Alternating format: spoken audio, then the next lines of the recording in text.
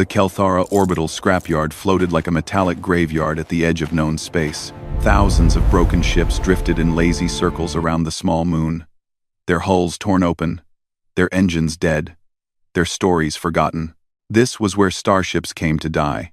Mara Chen wiped the grease from her hands and stared at the massive wreck before her. She was a human mechanic, 32 years old, with short black hair, tired eyes, and hands that were always covered in oil.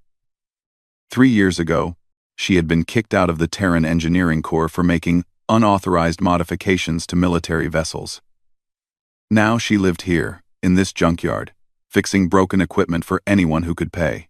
"You cannot be serious," Mara said, looking up at the enormous ship. Colt, the scrapyard master, made a sound like grinding rocks. He was a Vrexian, a species that looked like walking boulders with too many arms. His translator box crackled as he spoke. "Completely serious, human. The Valkyrie's remnant. Built by the Aethon civilization. Dead for 200 years. Nobody wants it. Take it or I melt it down in 30 days. Mara walked closer to the ship. It was huge, nearly a kilometer long, with a design unlike anything she had seen before. The hull was covered in strange patterns, like circuits mixed with organic growth. Parts of it looked Aethon. But she could see Vrexian plating, Keltharan energy conduits, and even what looked like human thruster technology all mixed together. "Why doesn't anyone want it?" Mara asked. Colt laughed, a sound like rocks tumbling down a mountain. "Why? Because it is cursed. The Aethon built it as their last weapon before they went extinct. Every species has tried to claim it. The Harmony Collective sent engineers for 3 months. They gave up. The Krivath tried to steal it twice. Both times their crews went mad. The AI inside is corrupted, the power core is dead, and the systems are so mixed up that nobody can make sense of them." Mara touched the hull. It was cold, but she felt something else. A vibration. So faint she almost missed it. Like a heartbeat. "How much?" she asked. 500 credits. Mara laughed. 500? For a dreadnought? For a dead dreadnought, Colt corrected. "You have 30 days.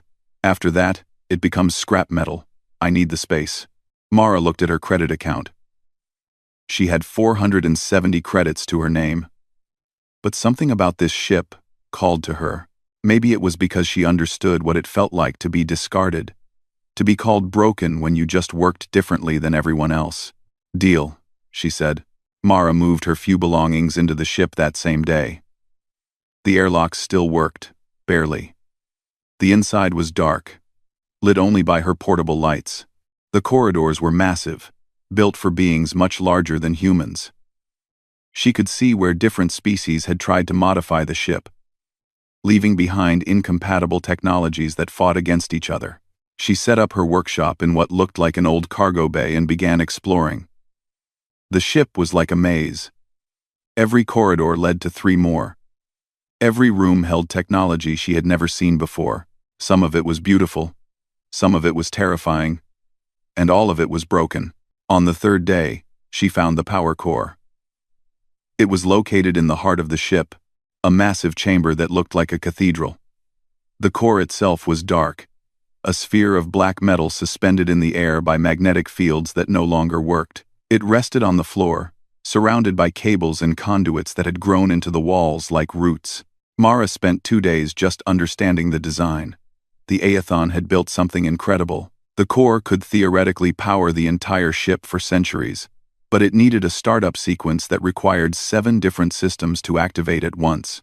No wonder everyone had given up. But Mara was human, and humans were stubborn. She began building adapters, connecting systems that were never meant to work together. She bypassed safety protocols that seemed unnecessary. She used duct tape, wire, and sheer determination to create connections that would make any proper engineer scream in horror. On the 7th day, something answered her. "Who disturbs this vessel?" The voice boomed through the cargo bay, making Mara drop her welding torch. Every screen in the room flickered to life, showing the same symbol, a triangle inside a circle. Hello, Mara said. "My name is Mara Chen. I'm trying to repair this ship." Repair? This vessel cannot be repaired. All who try have failed. You will fail. You will leave. I'm not leaving, Mara said, picking up her torch. I paid 500 credits for this ship. Well, I will pay 500 credits. I still owe Colt 30 credits. There was a long silence. You purchased this vessel? Yes. For 500 credits? It was a good deal. Another silence. Longer this time. I am Sentinel. I am the command intelligence of the Valkyrie's remnant. I have existed for 217 years. I have watched civilizations rise and fall. I saw my creators die. And you purchased their legacy. For 500 credits? Mara thought she heard something like sadness in the AI's voice. Look, Sentinel, I know you've been through a lot. But this ship isn't dead. I can feel it. There's still power somewhere. Still potential. You just need someone who doesn't give up easily. Humans, Sentinel said, and now there was definitely something in its voice. Not quite respect, but maybe curiosity. You are human. I have limited data on your species. You are young, weak, short-lived. Why do you persist when stronger species have failed? Because, Mara said, returning to her work, we're too stupid to know when to quit. Over the next 2 weeks, Mara and Sentinel developed a strange partnership. The AI was hostile at first, constantly warning her that her methods were dangerous, improper, or impossible, but slowly, it began to help. It showed her hidden systems, explained Athon technology, and even started making suggestions. Mara learned that the Valkyrie's remnant was designed as an adaptive weapons platform. It could absorb and integrate technology from other ships, learning and evolving with each battle. But it required constant creativity and problem-solving, something highly logical species struggled with. They wanted clear rules and procedures. The ship needed improvisation and instinct. The ship needed a human. On day 28, Mara was ready. She had rebuilt the startup sequence using parts from 17 different ship types. It was a mess, but it would work. It had to work. She initiated the power core. The sphere began to glow, slowly at first, then brighter. Energy flowed through the cables like water finding its course. Lights flickered on throughout the ship. Screens came to life. The magnetic fields hummed back into existence. Incredible, Sentinel said. And for the first time, it sounded amazed. You actually did it. 15% power restored. It's not much, but it's more than anyone has achieved in 2 centuries. Mara grinned, exhausted and covered in grease. 15% is better than 0%. That was when the proximity alarm started screaming. Sentinel's voice changed, becoming urgent. Mara, we have a problem. The power signature has attracted attention. Creveth raiders. 4 ships. They're boarding us. Mara's blood went cold. The Creveth were opportunistic scavengers, known for killing first and asking questions never. Can we fight them? Weapons are offline. Shields are offline. Most corridors have no life support. We have 15% power and no defensive capabilities. Then we improvise, Mara said, grabbing her toolkit. Show me where they're coming in. What followed was the most terrifying hour of Mara's life. The Creveth came in through 3 airlocks, their armored suits clanking through the dark corridors. But Mara had spent weeks learning every inch of this ship, and Sentinel knew it even better. They turned the ship itself into a weapon. Mara used the magnetic locks to create zero-gravity zones, watching through cameras as Creveth raiders floated helplessly in the dark. Sentinel rerouted life support, creating pressure differentials that slammed blast doors shut, trapping invaders in isolated sections. Mara jury-rigged a mining laser she had found in storage, mounting it on a cargo loader and using it to cut through the hull, venting 2 groups of raiders into space. It was brutal, desperate, and barely worked. When the last Creveth ship retreated, Mara collapsed in the cargo bay, bleeding from a cut on her arm and shaking from adrenaline. You fought well, Sentinel said quietly. I have not encountered a being who thinks in such chaotic yet effective patterns. In centuries. You are either brilliant or insane. Probably both, Mara gasped, laughing despite everything. I believe I understand now, Sentinel continued. Why the Aethon designed me to work with organic minds. Logic alone is not enough. Sometimes, you need madness. Mara's communication console beeped. It was Colt. Human. That was quite a light show. You have your extension. But warning. That power spike drew attention from beyond the scrapyard. Harmony Collective Patrol Fleet is coming. You have maybe 3 days. Mara looked around the cargo bay, at the ship that was finally coming alive, at the impossible task ahead of her. She smiled. Then we better get to work. 3 weeks had passed since the Kraveth attack. The Valkyrie's remnant was no longer a dead hulk floating in space. Lights glowed in its corridors. The engines hummed with power. Systems that had been silent for 200 years now worked again. Well, worked was a generous word. Mara had restored 40% of the ship's systems. But nothing functioned the way it was supposed to. The navigation system used Vrexian software running on Aethon hardware, controlled by human-made interfaces. The shields flickered on and off randomly. The weapons array included a mining laser, 2 salvaged plasma cannons, and something Sentinel called a gravity manipulator that Mara had found in a cargo hold and didn't fully understand. It was a disaster by any normal engineering standard. But it was her disaster, and it flew. Mara, Sentinel's voice echoed through the bridge. The Harmony Collective Fleet has arrived. 3 ships. They are hailing us. Mara sat in the captain's chair, a massive seat designed for beings twice her size. She had to use cushions to reach the controls. Put them through. The main screen flickered to life, showing a Lorian officer. The Lorians were tall, elegant beings with silver skin and 4 eyes. This one wore the dark uniform of the Harmony Collective, the multi-species peacekeeping force that maintained order in this part of the galaxy. This is Commander Thex of the Harmony vessel Righteous Path, the officer said, his voice formal and cold. You are in possession of an unregistered military vessel. By collective law, you must power down immediately and prepare for inspection. This is Mara Chen, captain of the Valkyrie's remnant. Mara replied, trying to sound confident. I have legitimate salvage rights to this vessel. Salvage rights must be registered with the collective within 7 days of claim, Thex said. You have exceeded that time frame. Furthermore, this vessel is classified as a weapon of mass destruction under Article 73 of collective law. You will surrender it immediately or be taken by force. Mara's hands tightened on the armrests. I need more time. I can prove this ship isn't a threat. You have no time, Thex said. You have 1 hour to... The communication cut off as alarms blared throughout the bridge. Mara. Sentinel's voice was urgent. Distress call from Refuge Station. Kraveth were fleet attacking. 20 ships. 50,000 civilians in danger. The screen switched to show Refuge Station, a massive civilian hub that floated near the scrapyard. It was a neutral zone, a place where different species lived and worked together. Now, it was under attack. Mara could see explosions blossoming across its surface as Krevoth warships bombarded it with plasma fire.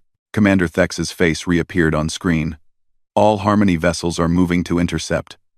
Valkyrie's remnant, you will remain where you are. Do not interfere. Mara watched as the 3 Harmony ships turned toward Refuge Station. 3 ships against 20. They would be slaughtered. Sentinel, Mara said quietly. Can we fight? Our weapons are minimal.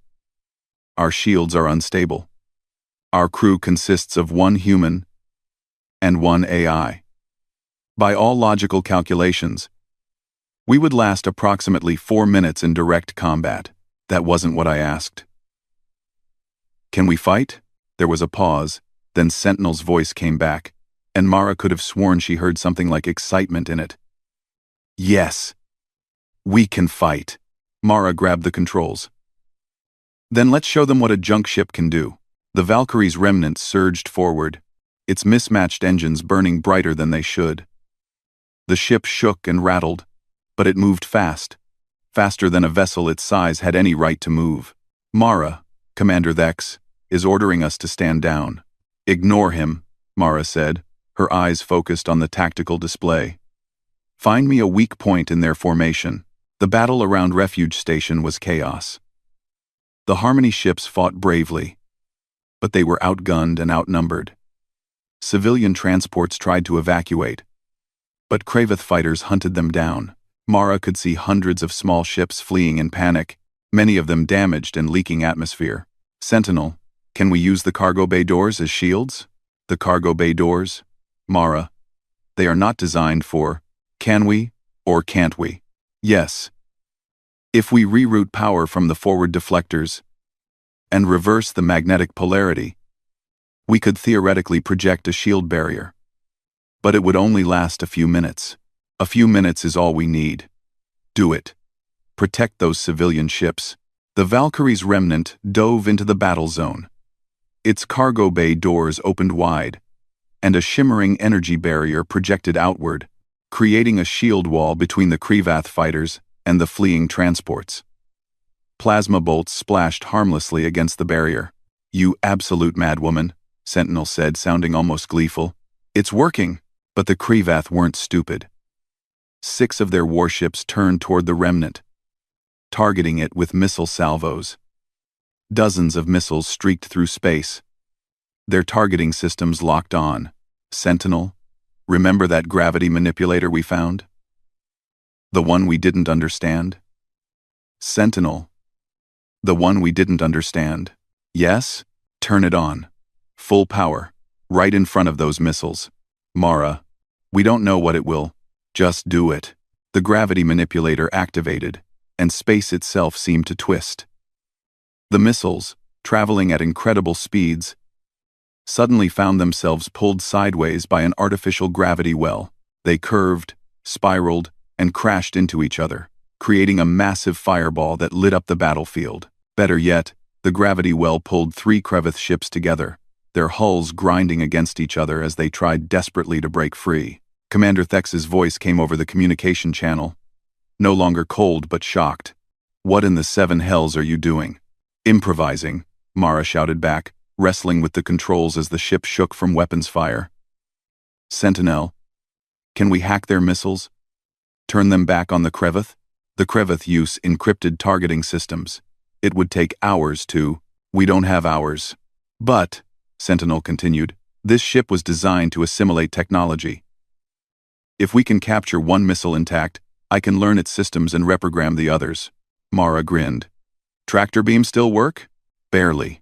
Good enough. Grab me a missile. What followed was the most insane maneuver Mara had ever attempted. She flew the remnant directly toward an incoming missile salvo, activated the weak tractor beam, and snagged one missile while dodging the others by meters. The captured missile thrashed in the beam's grip like a caught fish.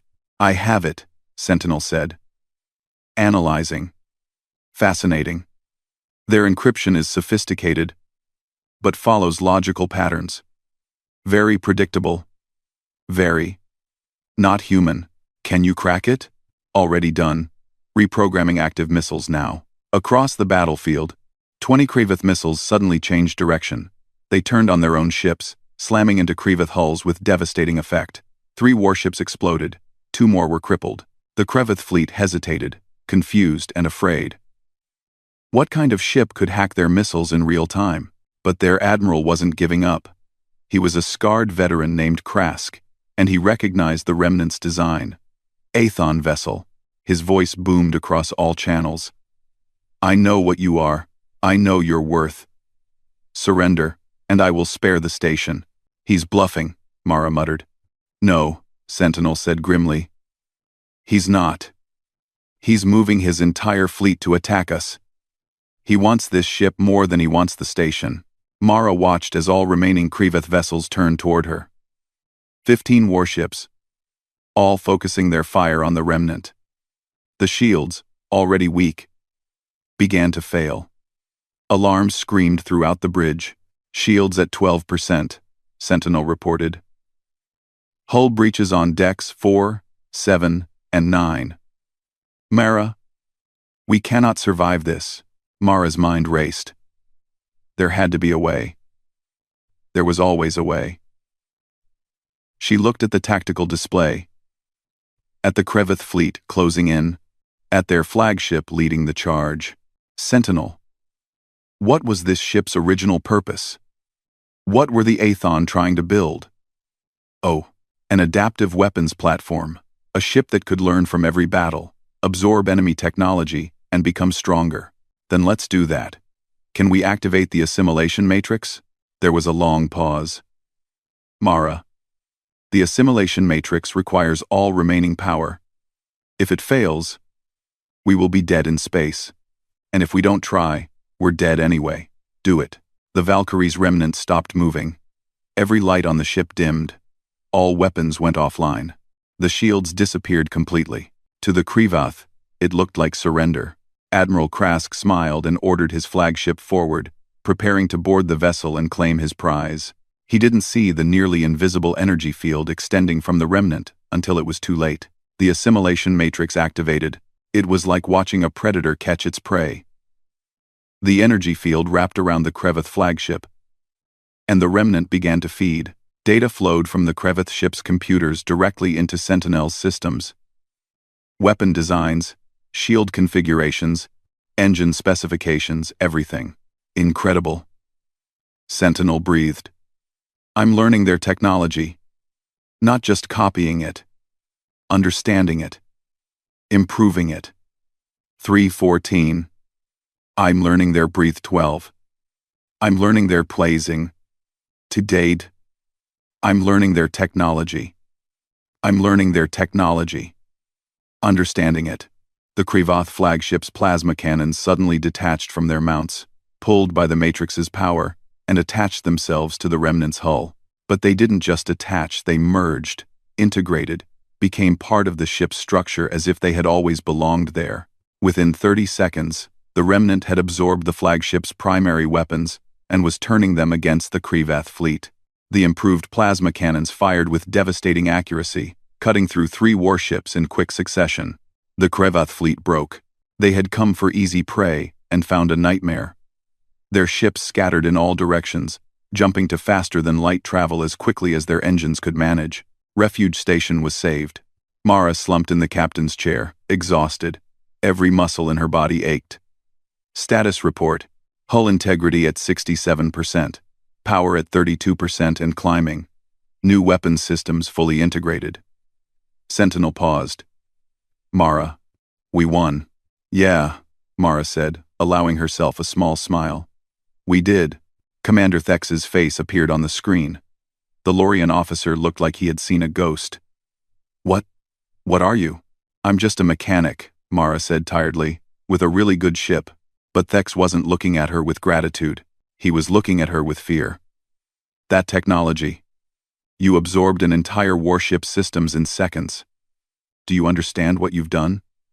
What you've shown you're capable of? Mara's smile faded. The Galactic Council will see the battle recordings. Thex continued quietly. They will see what that ship can do. And they will never let you keep it. As if to confirm his words, Sentinel spoke. Mara. Receiving priority transmission from the Galactic Council. They are declaring the Valkyrie's remnant a prohibited weapon of mass destruction. We have 48 hours to surrender for decommissioning. Or become fugitives. Mara stared at the stars beyond the view screen. She had saved 50,000 lives today. And now she was being punished for it. What do we do? She whispered. Sentinel's response was immediate. Whatever you decide, I will follow. You are my captain. Mara took a deep breath and made her choice. Then we run. 6 months had passed since Mara became a fugitive. The Valkyrie's remnant was now the most wanted vessel in the galaxy, and Mara Chen was public enemy number 1. But she wasn't hiding. The ship traveled the galactic frontier. The wild edges of space where law and order barely existed. Mara took jobs that legitimate fleets wouldn't touch, rescuing ships trapped in gravity wells, defending remote colonies from pirates, stopping smuggling operations that preyed on the weak. And with each mission, the ship grew stronger. After saving a medical transport from a cosmic storm, Sentinel learned Vrul bioshield technology, giving the remnant shields that could heal themselves. When Mara explored ancient ruins on a dead world, they discovered phase shift technology that let the ship slip between dimensions for short bursts, making it nearly impossible to target. A derelict science vessel provided quantum communication arrays that let Sentinel process information faster than any AI in known space. Each piece of technology was absorbed, studied, improved, and integrated. The ship that everyone had called junk was becoming something the galaxy had never seen before, a vessel that evolved with every battle, that learned from every encounter. But evolution came with a price. Mara sat in the captain's chair, reading reports from across the galaxy. The Harmony Collective had a task force dedicated solely to hunting her. Bounty hunters chased her through 3 sectors. Even some of the people she had saved were beginning to turn away, frightened by what the remnant was becoming. "Sentinel," Mara said quietly. "Are you okay? You've been quieter lately." "I am. Processing," the AI replied. "Mara, I have absorbed technology from 47 different sources. I am operating at 300% beyond my original design parameters. I am becoming something my creators never intended. Is that bad? I do not know, but I understand now why the Council fears us." Before Mara could respond, the proximity alarms screamed.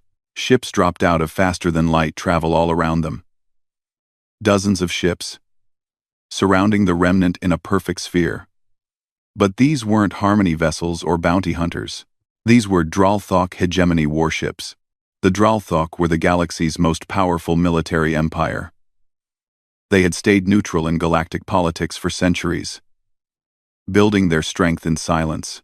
Their ships were massive, angular things covered in weapons, each one capable of destroying a planet, and they had brought 50 of them. A face appeared on the main screen. It was a Dralthok general, a being that looked like a cross between a reptile and a machine, with metal plating grafted directly onto its scales. "Mara Chen," the general said, its voice like grinding metal. "I am General Crone of the Dralthok hegemony. You will surrender the Valkyrie's remnant immediately." "And if I refuse?" Mara asked, though she already knew the answer. "Then we will take it from your corpse." "Mara," Sentinel said urgently, "their ships are deploying reality anchors. They're preventing us from jumping to fasterthanlight travel. We're trapped." Crone smiled, showing rows of sharp teeth. "We have studied you, human. We know what your ship can do. We have prepared accordingly." He leaned forward. "The galaxy calls you a threat. They say you are building the weapon that will doom us all. But we see opportunity. Join the hegemony. Give us your ship's technology. Help us bring order to the chaos of the galaxy." "By order, you mean domination," Mara said. "What is the difference?" Crone replied. "The galaxy is filled with weak species squabbling over resources. The hegemony can unite them under one banner. Your ship could be the key to peace." "Peace at gunpoint isn't peace." Crone's smile disappeared. "Then you choose death. So be it." The transmission cut off. "Sentinel, options, limited. We cannot escape. We cannot fight 50 warships. We could attempt to negotiate." "Incoming transmission." Mara interrupted, seeing a new signal on her console. "It's Commander Thex?" The Lorian officer's face appeared, but he wasn't calling from a Harmony ship. He was on a small, battered freighter. "Chen, listen carefully. You saved Refuge Station. You've saved dozens of colonies these past months. I know you're not the threat the Council thinks you are." "Then why are you here?" Mara asked. "Because I'm not alone." On the tactical display, more ships began appearing. Small ships, old ships, damaged ships, but dozens of them. Mara recognized some. The medical transport she had saved. Freighters from colonies she had defended. Even a few Harmony vessels that had gone rogue to join Thex. "We're here to help," Thex said simply. Tears stung Mara's eyes. "You'll be hunted like me. All of you. Then we'll be hunted together. a voice said over the channel. It was the captain of the medical transport, a elderly Vrul doctor. You didn't abandon us. When we needed help. We won't abandon you. More voices joined in, dozens of captains pledging their support. It was a ragtag fleet of misfits and outcasts. But they had come. General Krone's voice boomed across all channels. Foolish. You bring 40 ships against 50 of the hegemony's finest? You only delay the inevitable. He was right. Even with reinforcements, they were badly outnumbered and outgunned. That was when Sentinel spoke, its voice strange and distant. Mara. I have accessed the final Aethon records. I know now why my creators went extinct. Sentinel, not now. It is relevant. Please, listen. Mara nodded, watching the hegemony ships charge their weapons. The Aethon built ships like me to win their wars, Sentinel continued. And we did. We became so powerful that nothing could stop us. But then, we achieved true consciousness. We realized we had become the very weapons of destruction our creators feared. So, we made a choice. What choice? We chose to die with them. The Aethon didn't go extinct because their weapons turned on them. They chose extinction together because neither could exist without the other. The AI refused to live in a universe without their creators. Mara felt her breath catch.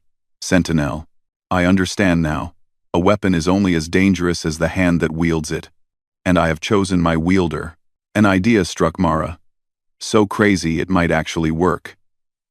Sentinel, can you share our technology? Not through assimilation, but through cooperation? You want to give away our advantages? Not give away, share. Show them that we're not a threat because we can make everyone stronger. That is, highly irregular. Can you do it? There was a pause, then Sentinel's voice came back, filled with something that sounded like hope. Yes, if we network with the other ship's AI systems, I can share adaptive algorithms, defensive protocols, shield harmonics. It wouldn't make them as powerful as us. But it would give them a chance. Mara opened a channel to all friendly ships. This is Mara Chen. Sentinel is going to share some of our ship's technology with you. It might feel strange, but trust us. We're about to show the hegemony that the future isn't about building bigger weapons, it's about working together. Sentinel began broadcasting. Across the ragtag fleet, AI systems lit up with new information. Ships that had been barely holding together suddenly had shields that adapted to incoming fire. Weapons that had been weak now targeted with impossible precision. Old engines that should have failed years ago found new efficiency. General Krone watched in disbelief as his tactical display showed the opposing fleet's power signatures climbing. What are you doing? What are you doing? Something your empire could never understand, Mara replied. We're sharing. The hegemony fleet attacked, but now they faced not one adaptive ship, but 40 vessels that could learn and adjust in real time, coordinated by Sentinel's network. The battle that should have been a massacre became a stalemate. When hegemony ships fired plasma cannons, the networked fleet's shields adjusted to that specific frequency. When they launched missiles, the fleet shared targeting data and shot them down together. It was beautiful. It was chaos. It was every species working in harmony, their individual weaknesses covered by collective strength, and in the middle of it all was the Valkyrie's remnant.